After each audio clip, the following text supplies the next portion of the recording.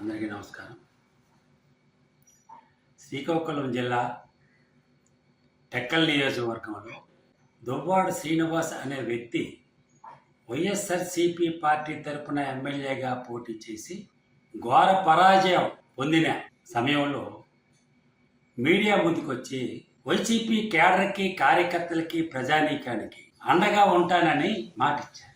నేను ఒకటే అడుగుతున్నా దువ్వాడ శ్రీనివాస్ గారికి, మీరు అగ్నిసాక్షిగా 7 అడుగులు నడిచి తాళి కట్టిన భార్యకే అండగా ఉండలేదే, తోడబుట్టిన తమ్ముడికే అండగా ఉండలేదే, మీరా వైసీపీ నాయకులకి, టెక్కల ప్రజానీకానికి అండగా ఉంటారు? చాలా విడ్డూరంగా ఉంది మీ మాటలు చూస్తుంటే.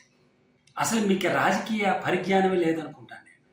ఎందుకంటే మీ వెనక తిరిగాను, నేను తెలుసుకున్నాను. ఒక భార్యను గౌరవించడం తెలియదు, ఒక అన్నదమ్ముని అప్పుడు చేర్చుకోవడం తెలియదు, వైసీపీ క్యాడర్ని పక్కన కూర్చోబెట్టుకోవడం తెలియదు, వైసీపీ కార్యకర్తలను గౌరవించడం తెలియదు. వైసీపీ క్యాడర్కి అండగా ఉంటారా మీరు? మీకు తెలిసిందల్లా ఒకటే, ఎప్పుడు ఎలక్షన్ వస్తుందా, ఎప్పుడు పార్టీ ఫండ్ వస్తుందా, దాన్ని ఏ విధంగా మూట కట్టుకొని బంగారం కొనుక్కోవడం తప్ప మీకు ఇంకోటి తెలియదని నేను మనం చేసుకుంటాను.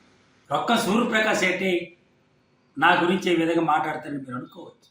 మీకు నేను నమ్మి ఎన్నో బాధలు పడ్డాను, సర్వం కోల్పోయాను.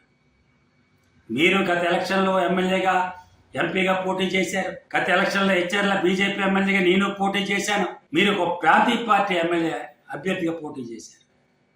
నేను జాతీయ పార్టీ అభ్యర్థిగా పోటీ చేశాను. మీకున్న తేడా ఉంది, మీకంటే ఒక మెట్టు ఎక్కువ. అలాంటిది మీకు నమ్మి మీ వెనక నడిచి మిమ్మల్ని భుజాన్ని వేసుకొని తిరిగినందుకు మీ పార్టీ అభ్యర్థులు నా మీద దాడి చేశారు. అది మీకు తెలుసు. మీకోసం నేను పనిచేసినందుకు సొంత పార్టీ అభ్యర్థులే నా మీద దాడి చేస్తే, ఆ దాడి చేసిన వ్యక్తులుగా పదవులు ఇచ్చి మీ పక్కన కూర్చోబెట్టుకున్నారే, అప్పుడు మీ వ్యక్తిత్వం ఏంటో తెలుసుకున్నాను.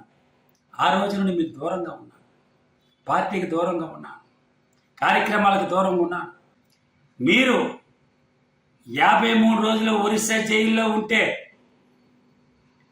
జగన్మోహన్ రెడ్డి గారు తిలక్కి టెక్కల్ ఇన్ఛార్జిగా ప్రకటించినప్పుడు, మీరు ప్రజలు లేనప్పుడు మీ క్యాడర్ కానీ, మీ కార్యకర్తలు కానీ తిలక్ వెనక్కి వెళ్ళిపోకుండా నిరోధించడానికి మండలాలు తిరిగాను, మీటింగ్లు పెట్టాను, లక్షలు ఖర్చు పెట్టాను, ర్యాలీ తీశాను, భారీ బహిరంగ సభ అక్కడ కళ్యాణ మండపంలో మీటింగ్ పెడితే మీ క్యాడర్ అంతా చెక్కు చెదిరిపోకూడదు, తిలక్ వెనక్కి వెళ్ళిపోకూడదని ఆర్ఎస్లో కష్టపడుతూ నేను నిలబెట్టానే. అదే కానీ నేను చెయ్యకపోతే మీ వెనక ఒక కార్యకర్త ఉండేవాడు కాదు, మీ వెనక ఒక క్యాడర్ ఉండేవాడు కాదు, టెక్కల ప్రజానీకమే మీ వెనక ఉండేవాడు.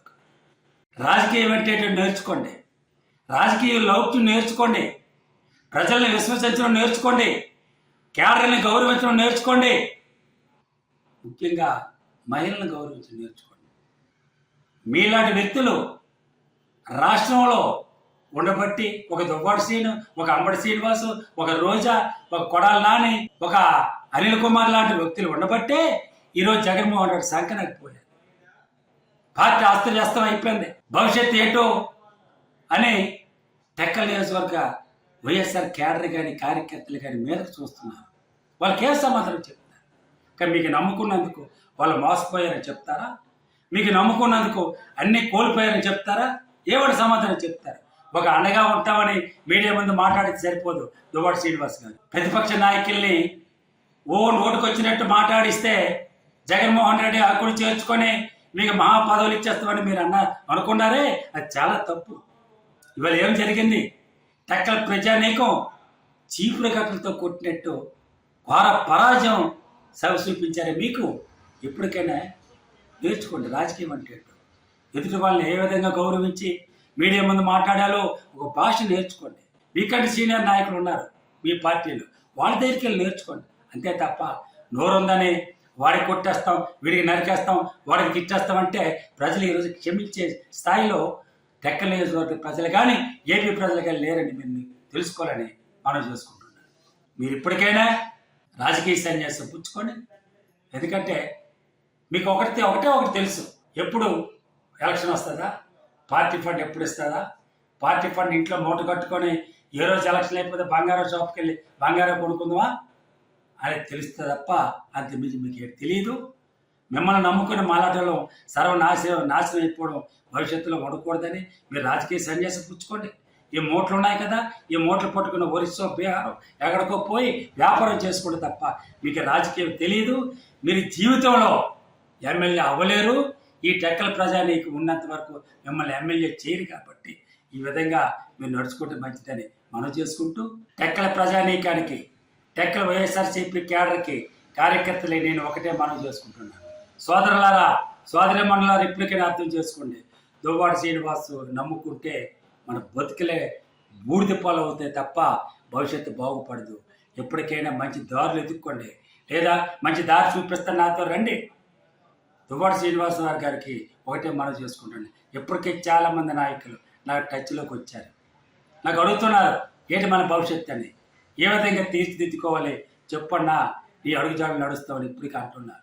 ఇప్పటికైనా మీరు తెలుసుకోండి, మాకు వదిలేసి మీ దారిని మీరు పొండి, మీ రాజకీయ సన్యాసం పుచ్చుకోండి, మీరు ఎక్కడ వ్యాపారానికి వెళ్ళిపోండి తప్ప మమ్మల్ని మాలాంటి వ్యక్తుల్ని మీరు మోసం చేసి మీరు వాడుకొని మమ్మల్ని నేడు రోడ్డు మీద వదిలేసే కార్యక్రమం ఎక్కడైనా పోలీస్ స్టాప్ పెట్టి మీ దారి మీరు చూసుకోండి, మా దారి మేము చూసుకుంటామని మనం చేసుకుంటూ సెలవు తీసుకుంటాం.